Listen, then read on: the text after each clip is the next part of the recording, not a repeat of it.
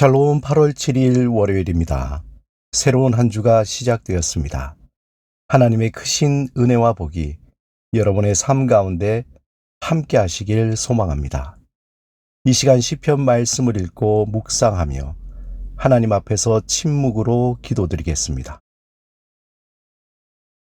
시편 93편 3절에서 4절.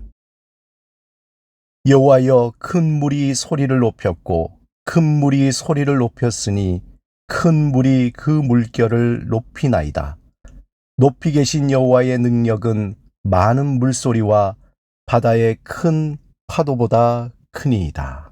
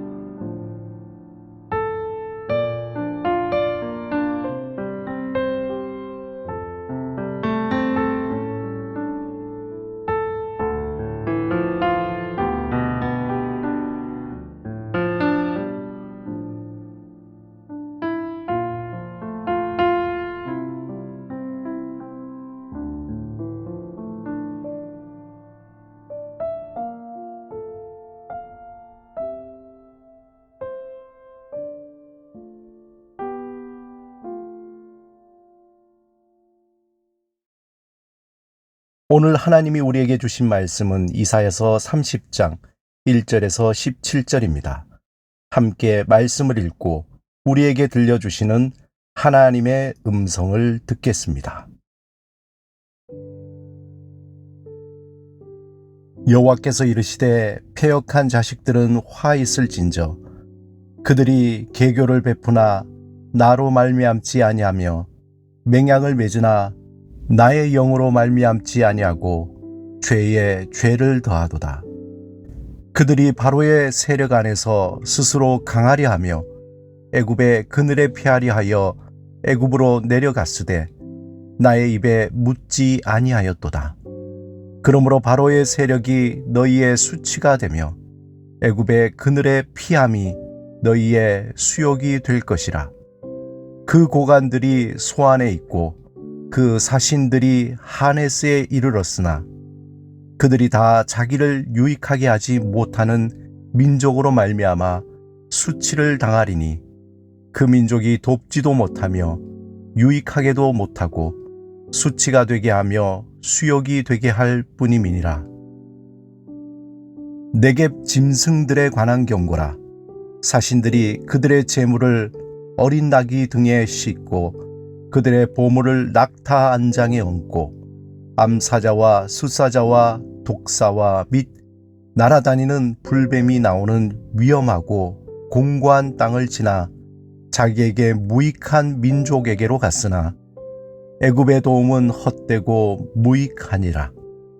그러므로 내가 애굽을 가만히 앉은 라합이라 일컬었느니라. 이제 가서 백성 앞에서 서판에 기록하며 책에 써서 후세에 영원히 있게 하라. 대저 이는 패역한 백성이요 거짓말하는 자식들이요 여호와의 법을 듣기 싫어하는 자식들이라. 그들이 선견자들에게 이르기를 선견하지 말라. 선지자들에게 이르기를 우리에게 바른 것을 보이지 말라. 우리에게 부드러운 말을 하라. 거짓된 것을 보이라. 너희는 바른 길을 버리며 첩경에서 돌이키라. 이스라엘의 거룩하신 이를 우리 앞에서 떠나시게 하라 하는도다. 이러므로 이스라엘의 거룩하신 이가 이같이 말씀하시되 너희가 이 말을 업신여기고 압박과 허망을 믿어 그것을 의지하니 이 죄악이 너희에게 마치 무너지려고 터진 담이 불쑥 나와 순식간에 무너진 같게 되리라 하셨은즉 그가 이 나라를 무너뜨리시되 토기장이가 그릇을 깨뜨린 같이 아낌없이 부수시리니 그 조각 중에서 아궁이에서 불을 붙이거나 물 웅덩이에서 물을 뜰 것도 얻지 못하리라. 주 여호와 이스라엘의 거룩하신 이가 이같이 말씀하시되 너희가 돌이켜 조용히 있어야 구원을 얻을 것이요 잠잠하고 쉴래하여야 함을 얻을 것이거늘 너희가 원하지 아니하고 이르기를 아니라 우리가 말 타고 도망하리라 하였으므로 너희가 도망할 것이요 또 이르기를 우리가 빠른 짐승을 타리라 하였으므로 너희를 쫓는 자들이 빠르리니 한 사람이 꾸짖은즉 1000사람이 도망하겠고 5이 꾸짖은즉 너희가 다 도망하고 너희 남은 자는 겨우 산 꼭대기에 깃대 같겠고 산 마루 위에 깃이 같으리라 하셨느니라. 이사야 30장 1절에서 17절은 28장에서 시작한 화와 복의 노래로 영적으로 타락한 남유다를 향한 하나님의 책망과 죄에 대한 징계를 경고합니다. 당시 고대 근동은 신흥 강대국인 아수르의 서진 정책으로 민족들이 서로 동맹을 맺는 상황이었습니다. 그러자 이러한 주변 정세를 간파한 히스기야의 아버지 아하스는 친아수르 정책을 펼칩니다. 하지만 그의 생각대로 현실은 녹록지 않았습니다. 그가 믿었던 아수르는 유다에게 자비를 베풀지 않았습니다. 아하스에 이어 왕이 된 히스기야는 조용오는 아수르의 위협에 애국과 손을 잡게 됩니다. BC 701년 사네립이 아수르 대군을 이끌고 유다를 공격하였을 때 히스기야는 애굽의 도움을 요청했지만 그 어떤 도움을 받지 못했습니다.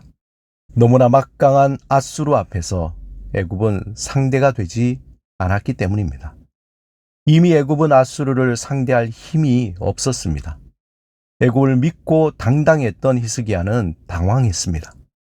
선지자의 경고를 무시하고 애굽을 의지했던 유다의 모습은 그 자체가 하나님을 믿지 않는 불신앙의 모습이라고 책망합니다.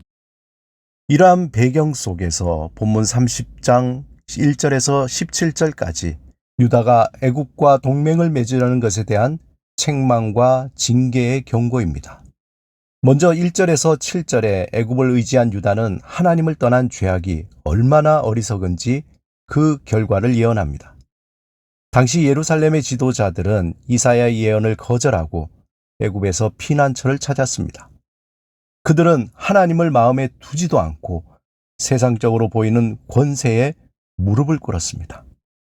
유다는 하나님의 뜻을 따르기보다 거짓 영을 따르는 수치를 보이게 됩니다. 본문 4절에 한 지명을 언급하는데 그 지역의 이름이 소안입니다. 이곳은 출애굽기의 출발지로 여겨지고 있습니다. 말하자면 이스라엘의 조상들은 소안에서 바로의 군대를 홍해에 멸하신 여호와의 능력을 경험했습니다. 그런데 그 후손들은 전능하신 하나님을 의지하지 않고 다시 노예로 살던 시대에 의지했던 바로에게 도움을 구합니다. 그러한 수치와 모욕적인 행동을 하게 된 것입니다. 그들은 재물을 가지고 애굽에 사신을 보냅니다. 본문 7절에 내가 애굽을 가만히 앉은 라합이라 일컬었느니라 이렇게 말씀하고 있습니다. 이것의 의미는 이렇습니다.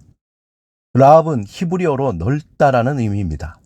일반적으로 잘 아는 라합은 여리고성의 기생으로 여호수아가 보낸 정탐꾼을 숨겨진 여성입니다.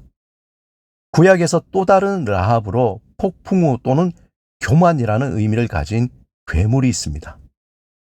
또 다른 라합은 도처에 등장하면 혼란스럽게 만드는 존재였습니다. 이 라합은 비유적으로 애굽을 가리키기도 합니다. 하나님은 애굽을 가만히 앉은 라합이라 불렀습니다. 즉 힘이 있다고 하지만 어떤 도움을 줄 수 없는 존재인 것입니다. 8절에서 17절까지는 이스라엘의 죄악에 대한 책망이 이어집니다. 이스라엘의 패역은 겉과 속이 다른 사람같이 입술로는 하나님을 사랑한다고 하지만 속마음에는 하나님 두기를 싫어하였습니다. 그들은 패역한 백성이 되어 하나님의 뜻을 따르기를 거부하고 헛된 길로 가게 되었습니다. 사랑하는 여러분, 극한 상황에서 사람은 자신의 진면목을 보여줍니다. 우리의 삶에 조여오는 극박한 상황에서 하나님을 향한 믿음의 진면목이 드러나게 됩니다. 삶의 어떤 상황에서도 하나님을 향한 믿음을 잃지 않고 감사와 성실함으로 오늘을 살아가시기를 주님의 이름으로 축원합니다. 함께 기도드리겠습니다. 주님, 삶의 어떤 상황에서도 주를 향한 믿음을 버리지 않고 온전히 의지하며 살게 하소서. 항상 주를 기뻐하며 감사와 성실함으로 살게 하소서. 예수 그리스도 이름으로 기도드립니다. 아멘.